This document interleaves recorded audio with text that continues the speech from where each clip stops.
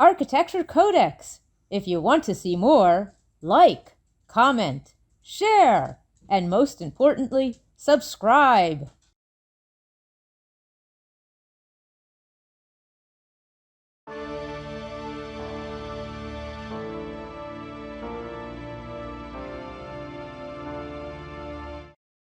The simple truth is, in this world, you can do whatever you want, anywhere you want to do it.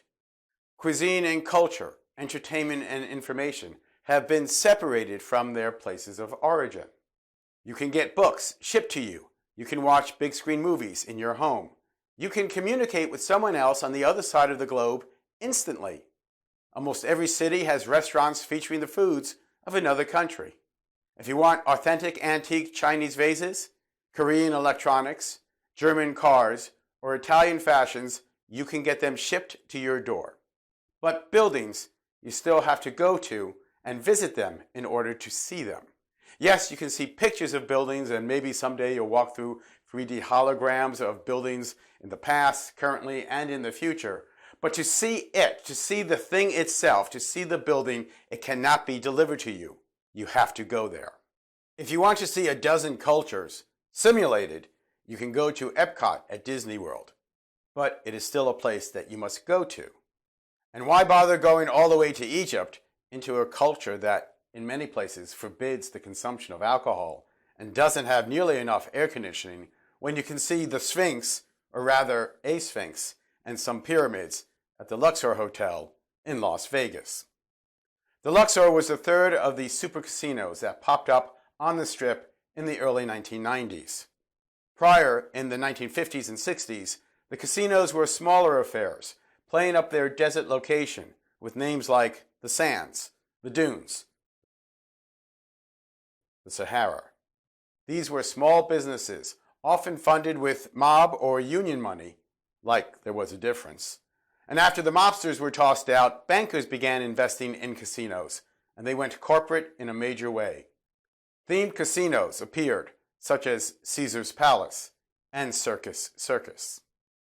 But when Atlantic City allowed gambling casinos in 1978, and Native American gaming was codified in 1988, the main reason to go to Las Vegas, the legalized gambling, became less unique.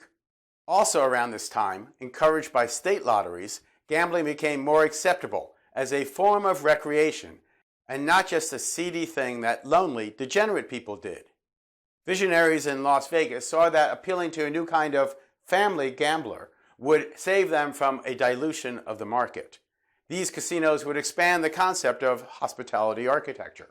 They would have world-class hotels, restaurants, shopping, and entertainment, and some sort of entertainment architecture or adventure architecture, something that you had to come to Las Vegas to see in person. Las Vegas also played up the anything goes here angle. It's a place to step out of your normal character, whatever that is. What happens in Vegas stays in Vegas. By the way, prostitution remains illegal in the city of Las Vegas, while it is legal in other Nevada counties. But now the Vegas Strip was a place for adventure architecture with family amusements, carnival rides, and it was a place for graduation celebrations, bachelor parties, bachelorette parties, destination weddings, anniversaries, and naturally, divorce parties. It also included culture, as long as you consider the Liberace Museum culture. Warning, there is a picture of Liberace in bicentennial hot pants. You'll thank me later. The main point is that in Las Vegas, nothing is too outrageous. That is their brand. Whether it is the illuminated barrel vault of Fremont Street by architect Mary Kozlowski, or a wedding chapel where an Elvis impersonator will perform the marriage ceremony. Steve Wynn got there first with a Mirage in 1989, designed by Joel Bergman of Atlantia Design. It features the new common triple wings of 3,000 hotel rooms, soaring above, but boring above, a massive mall on the ground level with all the other attractions, featuring here a South Pacific theme. The wayfinding is purposely confusing to keep you wandering aimlessly, but always close to the gambling floor. But aside from the crass and brazenly opulent interiors, the main attraction was the entertainment architecture. There was a huge aquarium behind the check-in desk. There is an interior 9-story domed atrium over tropical plants. And there was an exterior simulated volcano that would erupt every hour, attracting foot traffic. Circus got there next with their King Arthur-themed casino hotel, Excalibur, in 1990. But it was soon followed with the Luxor, designed by Veldon Simpson, which opened in 1993. Circus executives Bill Bennett and Glenn Schaefer were attempting to up their game by adding high rollers to their normal grind casino working-class clientele. There were internal corporate struggles on how to do that, though. But before the Egyptian theme was an idea, architect Veldon Simpson's original design was an H-plan, with the floors stepping back from the outer edge as the stories ascended. When he rotated 2 wings, he hit upon the pyramid shape, and the entire concept was changed. From there, the idea of a totally themed entertainment package took off. This would be destination architecture, adventure architecture, and people would come from around the world to see it. And they have. I got to the real Sphinx and pyramids about 10 years before I got to the Las Vegas ones. The glass pyramid in Vegas is shorter than the 2 Great Pyramids at Giza, but taller than the smallest of the 3, the Pyramid of Menkaure, the one I climbed with a guide. Things were less formal back then. And by the way, notice that the Sphinx and the pyramids are in Giza, not Luxor. I looked at the Temple of Karnak at Luxor in Architecture Codex video number 18, and I said there that you probably cannot call a Vegas hotel the Geyser, which is probably why the name the Luxor makes a lot more sense. So I found the casino pyramid amusing as an architect, and I was slightly jealous of the commission. I mean, there hasn't been another big desert pyramid commission for the last 5,000 years.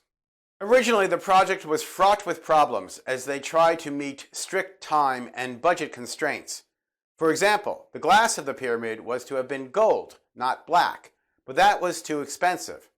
Frankly, the gold glass would have been much closer to the original hue of the pyramids, which were finished in polished limestone. So that budget cut was a big mistake.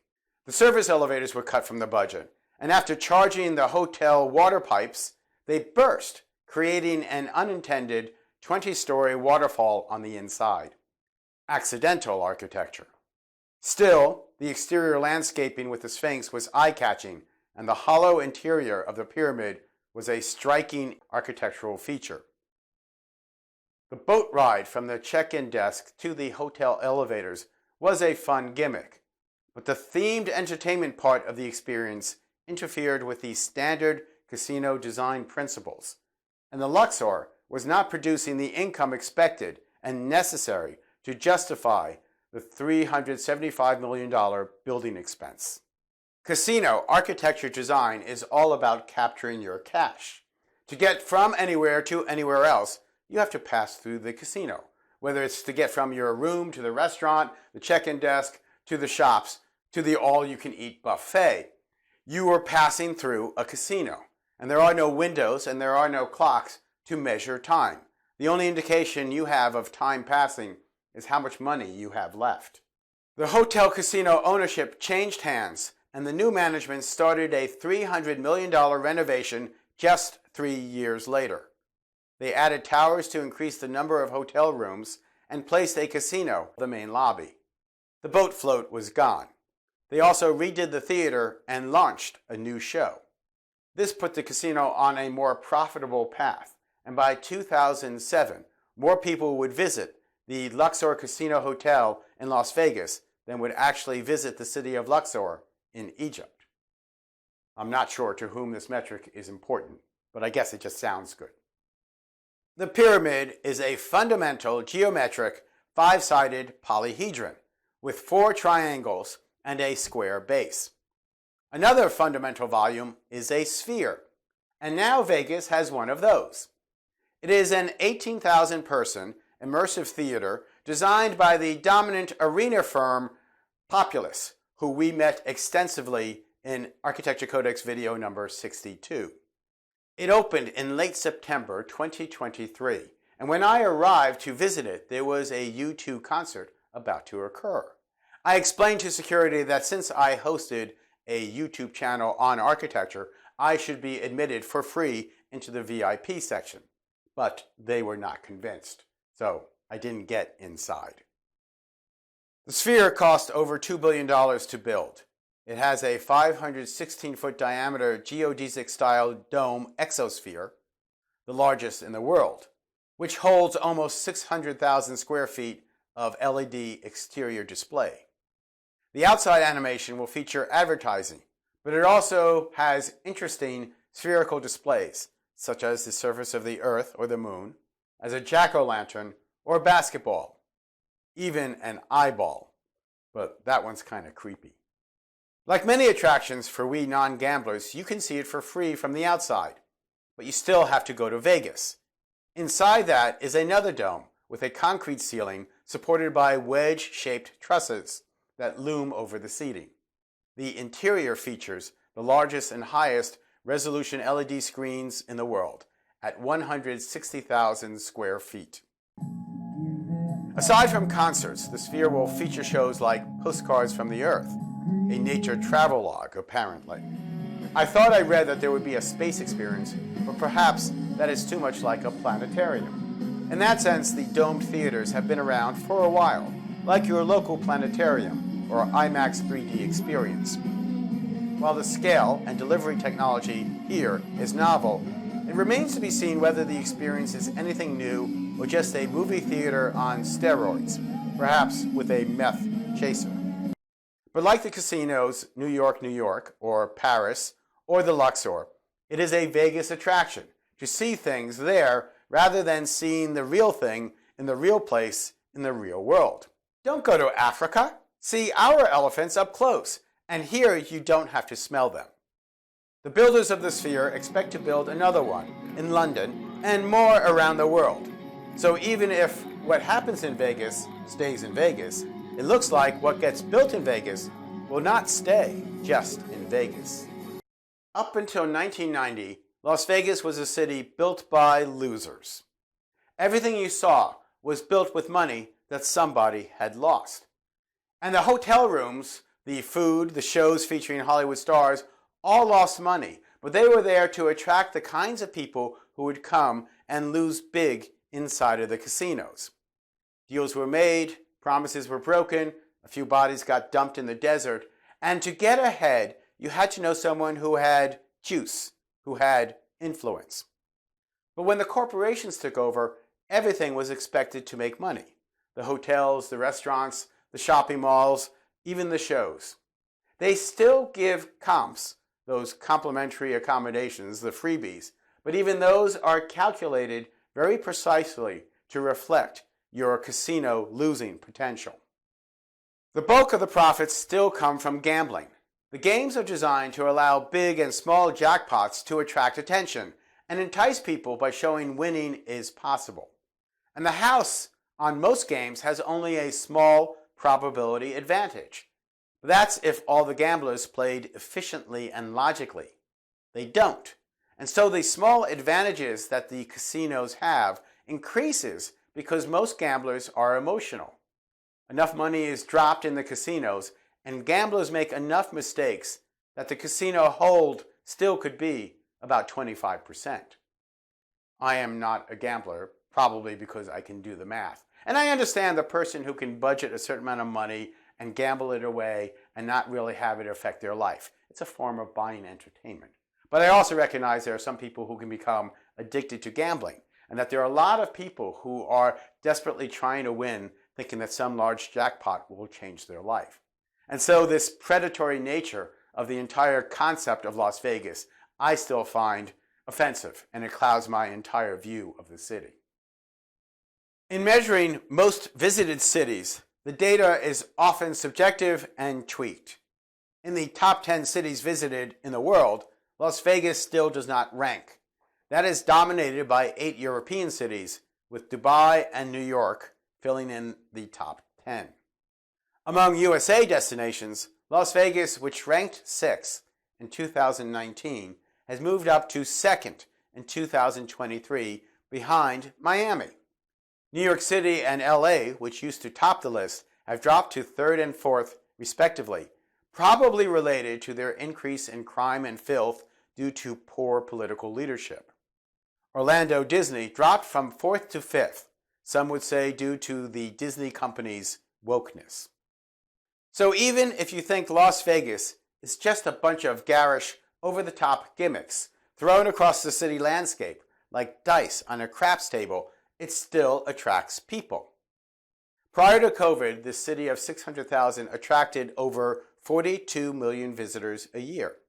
Since then, they are back up to 32 million a year, and that number is climbing. And this is why the Las Vegas economy remains one of the fastest expanding economies in the USA. So even if the official Vegas slogan is permission for you to step outside of your normal, respectable personality, what happens in Vegas stays in Vegas. For the corporations that built this town as it is today, the slogan seems to remain, if you build it, they will come. I'm Michael Molinelli, and this is Architecture CodeX.